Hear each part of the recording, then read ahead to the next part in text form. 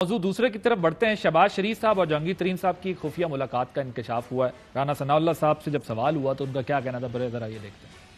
जहांगीर तरीन से भी राब्ता हुआ है, शहबाज शरीफ साहब की मुलाकात हुई है। तो मैं ये कहूँ कि राब्ता नहीं हुआ तो ये भी बात नुकसान में है, और अगर मैं ये कहूँ कि राब्ता हुआ है तो ये बात भी मुनासिब नहीं है। तो इसलिए आप ये समझें कि जवाब देने से गुरेज की। शहबाज शरीफ साहब तो रोज़ाना ही 2-3 मुलाकातें करते हैं और सारी बातें तो मुझे नहीं बताते वो। शबीर साहब, ये क्या स्टेटस है जहांगीर तरीन साहब के ग्रुप का? ये किस तरफ खड़े हुए हैं इस क्राइसिस के अंदर? इससे पहले कि मैं आपको इसका जवाब दूं, मैं ये आपके जो पहला सेगमेंट था उसके बारे में एक कमेंट देना चाहता हूं। जी जी।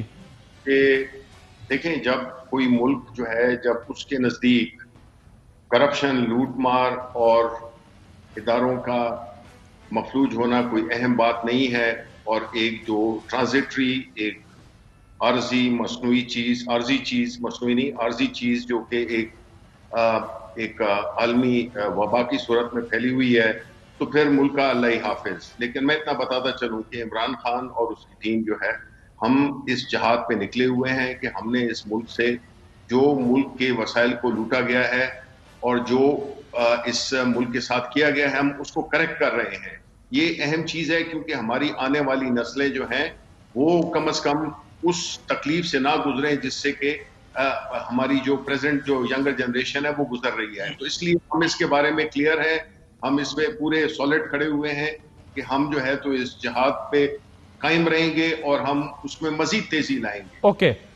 अब दूसरी बात आपने की है कि जहांगीर तरीन और मुलाकातें। देखें, मेरी बात सुने, ये इस वक्त जो है, जो एक तरफ महंगाई की बात हो रही है, एक तरफ जो कौम तकलीफ में है महंगाई की वजह से, और दूसरी तरफ ये नीचे से वो जो साजिशें हो रही हैं, और जो कि अपोजिशन एक उसने एक नाटक रचाया हुआ है जिसमें कि इनको रोज इनकी बेइज्जती होती है, रोज बेइज्जती होती है, जो पिछले 3 साल से हो रही है। इनका पीडीएम का देख लें, फ्लॉप निकला, एक बिल्कुल एक होंडा सा शो था जिसमें कि अवाम ने इनको बिल्कुल सपोर्ट नहीं किया। फिर इन्होंने इस्तीफों के बहाने किए, फिर वो भी नहीं हुए। अब ये निकले हैं इस पे कि लोग, भाई आप मुझे बताएं, जिस हाउस में आपकी मेजॉरिटी है वो सेनेट है, उसमें तो आप रोज जो है तो वो उसमें आपकी हजीमत होती है, रोज आपकी बेइज्जती होती है, हार जाते हैं लोग, आपके अपने लोग आपके साथ नहीं है। तो आप निकले हैं वो अदम एतमाद करने के लिए एक ऐसे हाउस में जिसमें कि आपकी मेजॉरिटी भी नहीं है, उसमें आपको अक्सरियत भी नहीं है। तो मुझे ये बताएं ना, पहले मुझे ये बता दें किरमानी साहब, जिस हाउस के मेंबर वो भी हैं, कि क्या वजह है कि जितने भी अहम बिल आए हैं उसमें इनके बंदे गायब हो जाते हैं, ऑपोजिशन लीडर गायब हो जाता है। तो ये किस किस्म का ये हमें ये डराना चाहते हैं?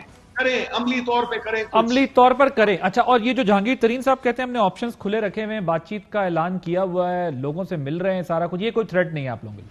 देखें, मुल्क हमारे लिए उससे ज्यादा अहम है किसी शख्स से, और प्राइम मिनिस्टर इमरान खान न तो उनकी जो जहाद है उसमें डिस्ट्रैक्शन हुई है, वो उसी पे लगे हुए हैं। ये करते रहें, मिलते रहें जी, इधर कभी बीमारियों के लिए उसके लिए जाना, उसको एक पॉलिटिकल इवेंट बना देना, इस किस्म की चीजें, ये अमल करें, अमल करें।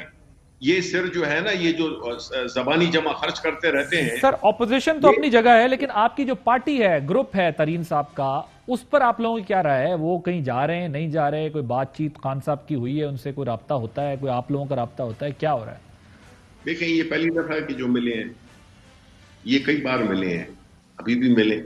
पॉलिटिक्स में लोग मिलते रहते हैं इससे, और फिर अपने लोग जो हैं वो मिले, तो ये खुशफहमी में मत रहें कि जी ये इधर से उधर चले जाएंगे, उधर।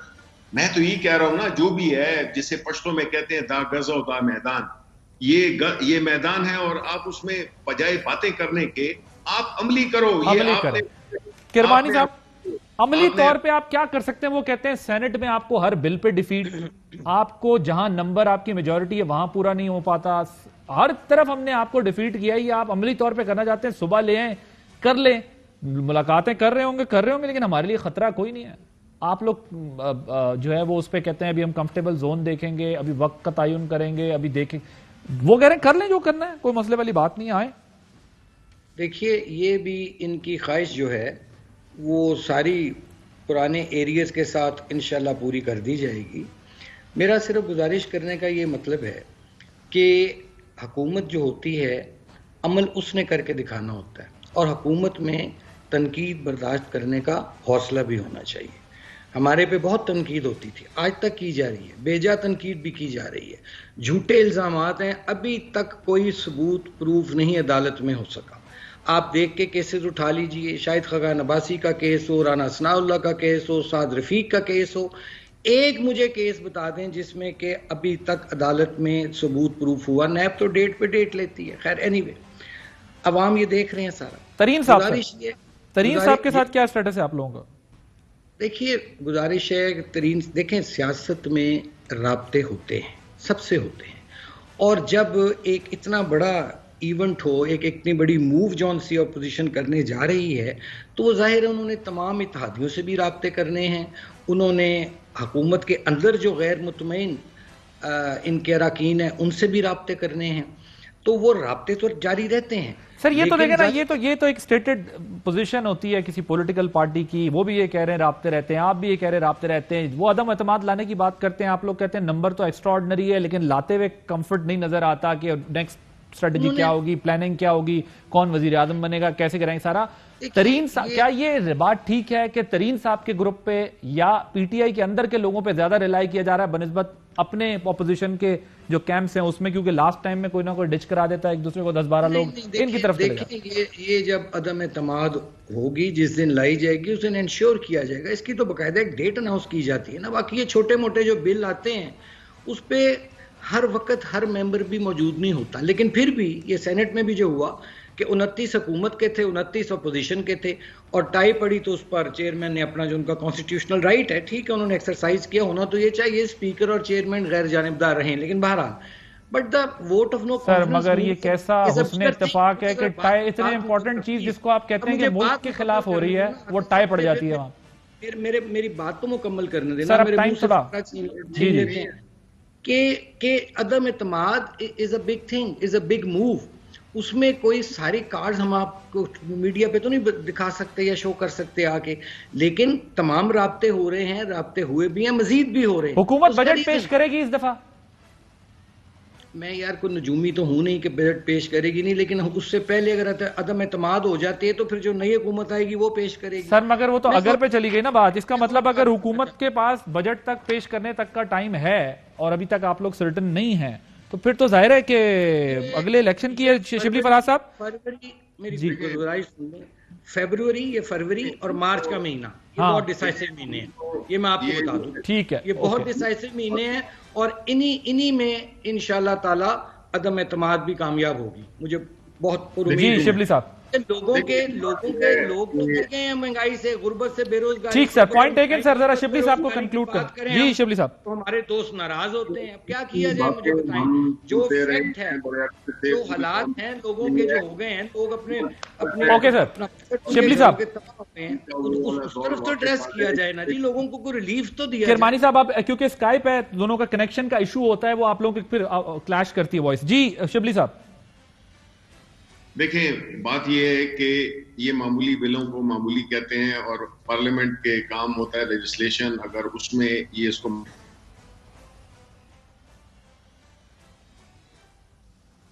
और वो गायब हो गए और इनको हजीमत उठानी पड़ी, तो इससे तो यही जाहिर होता है कि ये लोग सीरियस ना हैं, ना इनके पास कोई प्लान है, ना कोई लाएहमल है। ये अभी होमवर्क इन्होंने शुरू नहीं किया।